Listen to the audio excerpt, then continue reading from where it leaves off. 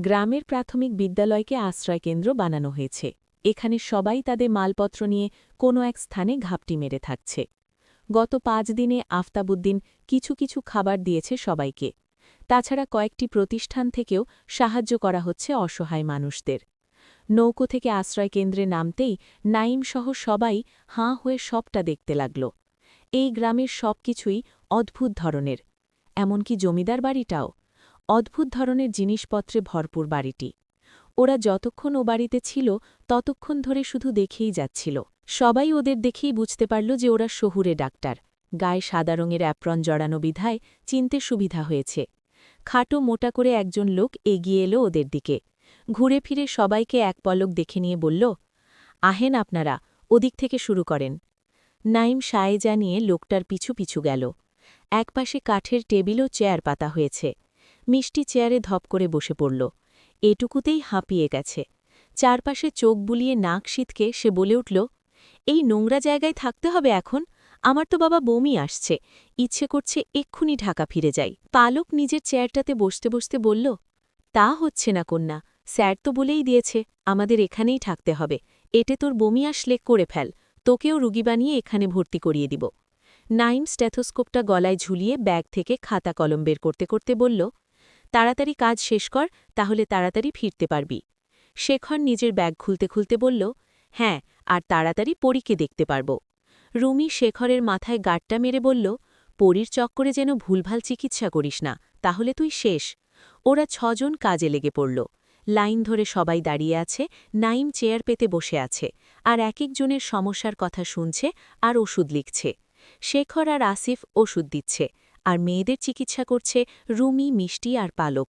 কারণ এখানকার মেয়েরা পুরুষ ডাক্তারদের কাছে আসতে অস্বস্তি বোধ করে, তাই এরকম ব্যবস্থা করা।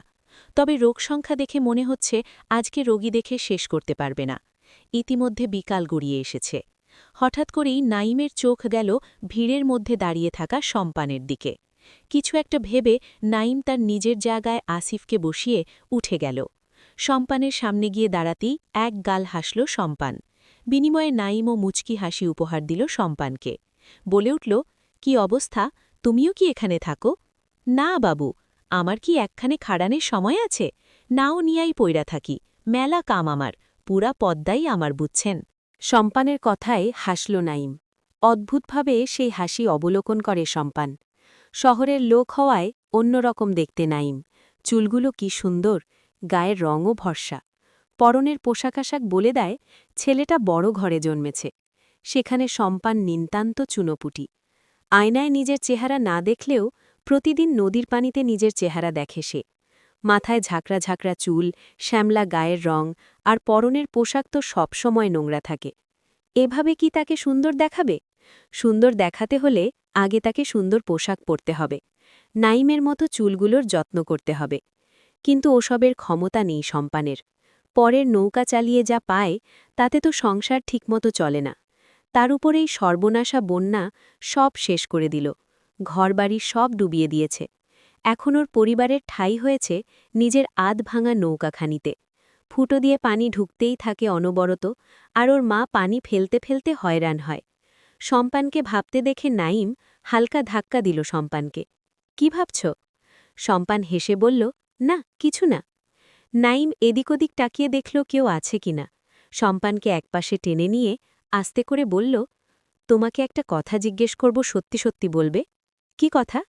খানিকটা ইতস্তত করে নাইম বলল, জমিদারের মেয়ে পরীর সম্পর্কে বলতে পারবে? মুহূর্তেই সম্পানের চেহারায় আধার নেমে এলো। হাসি মুখখানিতে ভয়ের ছাপ দেখা দিল। সে মাথায় হাত রেখে বলল, ঠাকুরের দিব্যি বাবু, আমি পরীর কিচ্ছু জানি না, আমারে এইসব জিগাবেন না, আমি কইতে পারুম না। কথা শেষ করে সম্পান চলে যেতে চাইলে নাইম ওর হাত খপ করে ধরে ফেলে। অবাক চোখে তাকিয়ে বলে, এত ভয় পাচ্ছ কেন তুমি? কি আছে ওই পরীর মাঝে যে এত ভয় পাও তুমি? আমাকে নির্ভয়ে বলতে পারো, আমি কাউকে বলবো না। কিন্তু সম্পান বলতে নারাজ। নাইম অনেক জোরাজুরি করতে লাগল। শেষে সম্পানকে বলতেই হল পরীর সম্পর্কে। পরী আমাগো জমিদারের ছোট মাইয়া। আপনারা পরীগো বাড়িতেই গেছেন। পরীর মা বাপে অনেক শাসন করে ওরে। সব সময় ঘরের ভিতরে বইসা থাকে, বাড়ি থেকে বাইর হয় না একটুও। মনোযোগ দিয়ে সম্পানের কথাগুলো শুনল নাইম, তারপর বলল, কেমন দেখতে পড়ি? তুমি কি কখনো ওকে দেখেছ? হাসল সম্পান। হাত নাড়িয়ে বলল, আমি কেন বাবু, এই গায়ের কোনো বেড়া মাইনসেও পরীরে দেখে নাই, আমি দেখমু কেমনে? কারো কাছে শোনোনি পরী কেমন দেখতে? হ, বিন্দু কইছিল পরী নাকি মেলা সুন্দর, এর বেশি তো জানি না। সন্দেহ ভরা দৃষ্টিতে তাকিয়ে নাইম বলল, ব্যাস এটুকুই? এটুকু বলতেই এত গলা কাঁপছে তোমার? আমার মনে হয় তুমি সব কথা বলনি। এবার সম্পান আর দাঁড়াল না, হন্তদন্ত হয়ে ছুটে গেল ঘাটে, দ্রুতপদে চেপে বসল নৌকায়। নাইম শান্ত চাহনিতে সম্পানের চলে যাওয়া দেখল।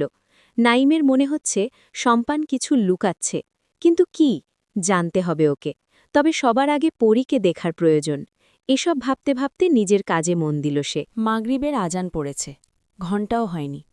অজু করে একসাথে নামাজ আদায় করলেন জেসমিন ও মালা। মোনাজাতে মন ভরে দুজনে দোয়া করল এই গ্রামের সকল মানুষের জন্য।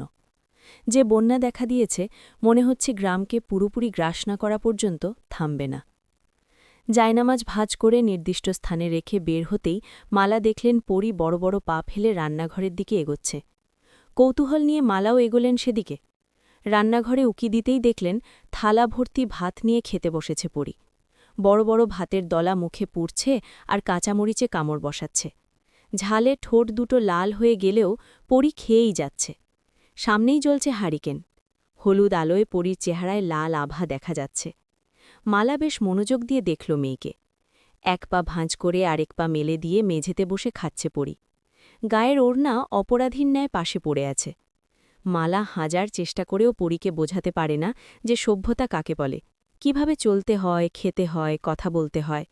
এই নিয়ে দুঃখের শেষ নেই মালার। পরীর জন্য শাশুড়ির কাছেও কথা শুনতে হয়। শাশুড়ি পরীর সাথে পেরে ওঠে না বিধায় মালাকেই কথা শোনায়। এই মেয়েকে নিয়ে মালা আর পারছে না। মালা রান্নাঘরের দরজায় দাঁড়িয়ে থেকেই বলে উঠল, এই সাঁঝের বেলা খাইতে বইলি যে? মুখ তুলে একবার মাকে দেখে নিল পরী, তারপর আবার খাওয়ায় ব্যস্ত হয়ে বলল, দুপুরে কিছু খাই নাই, তাই খিদা লাগছে। তোরে কতবার কইছি এইরমভাবে খাইতে বইবি না, ওড়না ঠিক কর তাড়াতাড়ি। মায়ের কড়া চাহনিতে পরী ওড়না তুলে গলায় ঝুলায়। তারপর গপাগপ খেতে খেতে বলে, আমার ঘর খালি হইছে নাকি, হেরা গেছে? হ্যাঁ গেছে, তুই তো থাকতে দিবি না। কিছু একটা ভেবে পরীর খাওয়া হঠাৎ থেমে গেল। চোখ তুলে মায়ের দিকে তাকিয়ে বলল, আমার সোনা আপার ঘরে থাকতে দিছেন? তোর সোনা রূপা আপার ঘরে থাকতে দেই নাই, এখন খা জন্মের মতো, পেট না ভরলে আমারে খা। মালার আগে ফুসফুস করতে করতে চলে গেলেন। পরী তা দেখে হাসল। দরজার দিকে উকি দিয়ে মায়ের যাওয়া নিশ্চিত করে গায়ের ওড়নাটা আবার ফেলে দিল সে। শান্তিমতো বসে খেতে না পারলে পেট ভরে না পরীর। নাইমরা ফিরল সন্ধ্যার পরপরই। এসেই যার যার ঘরে চলে গেল। সন্ধ্যা থেকে গুড়ি গুড়ি বৃষ্টি পড়ছে। রাতে জোরে বৃষ্টি নামবে বোধহয়। রুমিদের ঘর আলাদা করে দেওয়া হয়েছে। পরীর যে মেজাজ, তাতে ওদেরও মন সায় দিল না দ্বিতীয়বার ওই ঘরে পা ফেলার। একটু রাত করেই বাড়িতে ফিরলেন আফতাবউদ্দিন। প্রায় ৩ দিন পর বাড়িতে এসেছেন তিনি। সাথে ওনার ছোট ভাই আখিরউদ্দিনও এসেছেন। তবে সে অন্দরমহলে ঢুকতে পারলেন না, কারণ আফতাব ছাড়া অন্দরমহলে কোনো পুরুষ প্রবেশ নিষিদ্ধ। এই প্রথা শুধুমাত্র পরীর জন্য নয়, এটা ছিল পরীর মা মালার জন্য। আফতাব যেদিন মালাকে বিয়ে করে ঘরে তোলেন, সেদিনই সবাই মিলে নববধূ দেখার জন্য আসে।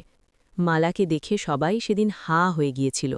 অন্যান্য পুরুষেরা কুনজর দিয়েছিল মালার ওপর। সুন্দরের দিকে সব মানুষের চোখ আটকে যায়, কিন্তু সবাই সুন্দর নজরে তাকাতে পারে না। কারো কারো নজরে নিকৃষ্টতা মেশানো থাকে। তবে মালার দিকে সর্বপ্রথম নোংরা নজরে দেখে আফতাবেরই ভাই আখির। সেটা কয়েকদিনের মাথায় ঠিকই বুঝতে পেরেছিল আফতাব। সেজন্যে মহিলা অন্দরমহলে তিনি ব্যথিত অন্য পুরুষের ঢোকা নিষেধ করে দিয়েছিলেন আফতাব। পরে যখন ওনার ৩ মেয়ের দিকে তাকান, একই ভাবনা আসে ওনার মাথায়। কেননা মালা একটি নয়, ৩-৩টে পরী জন্ম দিয়েছে। ছেলেদের বদনজর আর মেয়েদের নিরাপত্তার কথা ভেবেই এরকম সিদ্ধান্ত নিয়েছেন আফতাব। যেই মালার জন্য এত কিছু করল, আর সেই মালাকে ফেলেই আরেকজনকে বিয়ে করে ঘরে তুলল, আফতাব সেটাই বুঝতে পারে না পরী। বেশি ভালোবাসায় মরিচা ধরে নষ্ট করে দেয় সেই ভালোবাসা।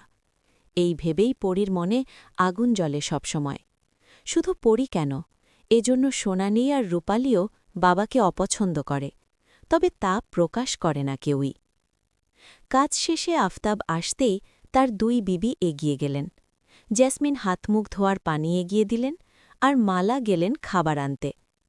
তিমির নেশাকালে ঘুটঘুটে অন্ধকার ছেয়ে আছে চারিদিকে। বৃষ্টির শব্দ আর ব্যাঙের ডাক ভেসে আসছে। গুমোট ভাবটা এতে কাটছে কিছুটা, কিন্তু এই সময়টাতে যেন চারিদিকে ভয় ছড়িয়ে পড়েছে। রাত বাড়ার সাথে সাথে বৃষ্টির তাণ্ডব যেন বাড়ছে বই, কমছে না। কালকে সকালে না জানি কতটা পানি বাড়ে, এই জন্য ঘুম আসছে না মালার। পাশেই জুম্মান বেঘরে ঘুমাচ্ছে। আফতাব আজকে জেসমিনের ঘরে ঘুমিয়েছে, তাই জুম্মান আজকে বড় মায়ের সাথে ঘুমাচ্ছে। মালা অনেক রাত পর্যন্ত এপাশ ওপাশ করল। চোখটা সবে লেগে এসেছে, অমনি কারো গলার আওয়াজে ঘুম ভেঙে গেল। তড়িঘড়ি করে মালা বাইরে এসে বোঝার চেষ্টা করল যে কে এমনভাবে চিল্লাচ্ছে, তবে বাইরে এসে বুঝতে পারল এটা কুসুমের গলা। নিচতলার বারান্দায় সে এদিক ওদিক হারিকেন নিয়ে দৌড়াচ্ছে আর জোরে জোরে বলছে, ক্যারা, কোথায় আছো গো? ঘরে চোর আইছে, চোর! মালা ভীত হয়ে দৌড়ে এলো নিচতলা। ততক্ষণে জেসমিন ও আফতাব বের হয়ে এসেছেন। কুসুমের গলার স্বরে সবার আগে পালকের ঘুম ভাঙল। রুমি আর মিষ্টিকেও ডেকে তুলল। ঘটনা জানতে ওরা ঘর থেকে বের হয়ে বারান্দায় এসে দাঁড়াল। ওখান থেকে নিচতলার উঠোন স্পষ্ট, তবে অন্ধকারে এখন কিছুই দেখা যাচ্ছে না। আফতাব এগিয়ে এসে বললেন, কি হয়েছে কুসুম? কুসুম হাঁপাতে হাঁপাতে বলল, কর্তাবাবু, ঘরের চোর আইছে গো, চোর! মালার চোখ কপালে। অন্ধকারের মধ্যে পরীকে খুঁজতে লাগল মালা। কুসুম ছাতা মালার দিকে এগিয়ে দিয়ে বলল, ওই যে উঠোনে, পরিয়াপা, এতক্ষণে বেড়ারে বাইন্ধা খালাইছে। বলেই মুখে হাত দিয়ে হাসল কুসুম। হারিকেন হাতে নিয়ে ছাতা মাথায় দিয়ে আফতাব আর মালা এগিয়ে গেল উঠোনের কোণে। বড় পেয়ারা গাছের সাথে লোকটার হাত দুটো বাঁধছিল পরি। লোকটার পুরো মুখে গামছা পেঁচানো, এতে চেহারা দেখা যাচ্ছে না। পরি আর লোকটা সম্পূর্ণ ভিজে গেছে। মোটা লাঠিটা নিয়ে উঠে দাঁড়াল পরি। আফতাবের দিকে তাকিয়ে বলল, চোর ধরা শেষ, আর আপনি অহনাইলেন? যাগ্গে, কাইলুর বিচার কইরেন, আইজ রাইত ভর এইহানে বৃষ্টিতে ভেজুক। আফতাব গোমরা মুখে তাকালেন পরীর দিকে। অনেক কিছুই বলতে চাইছে তিনি, কিন্তু রাত বেশি হওয়ায় আর কথা বাড়ালেন না তিনি। পুরীকে ঘরে যেতে বললেন। ওপরে দাঁড়িয়ে সবই শুনল রুমি, মিষ্টি ও পালক। এখন ওরা ভয় পাচ্ছে খুব। যদি নাইম, শেখর বা আসিফের মধ্যে কেউ একজন হয়? ভাবতেই গলা শুকিয়ে এসেছে তিনজনের।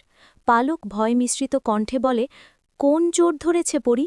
নাইম তো বলেছিল আজকে পরীকে দেখতে অন্দরমহলে আসবে, তাহলে ওরা পরীর হাতে ধরা পড়ে গেল। রুমি নখ কামড়াতে কামড়াতে বলল, এই মেয়েটা তো খুব ভয়ানক রে, অন্ধকারকে কাবু করতে পারে না, বরং অন্ধকারকে দেখে কাবু হয়, না হলে এই অন্ধকারে কি করে একটা মানুষকে মারতে পারে? এবার মিষ্টিও ভয় পেল খানিকটা, কোনো বিপদ হবে না তো? তখনই পরীকে আসতে দেখা গেল, তবে পরী হাতের লাঠির মাথায় রক্ত দেখল ওরা। এতে ওদের ভয় আরও বেড়ে গেল। পরী ওদের দিকে তাকিয়ে বলল, আপনারা ভয় পাবেন না, পরী থাকতে অন্দরমহলের কোনো মাইয়ার গায়ে কেউ হাত দিতে পারে না, আর পারবেও না কোনোদিন। আপনারা অহন ঘুমাইতে যান, কাইল বিচার হবে, তখন সব দেখতে পারবেন।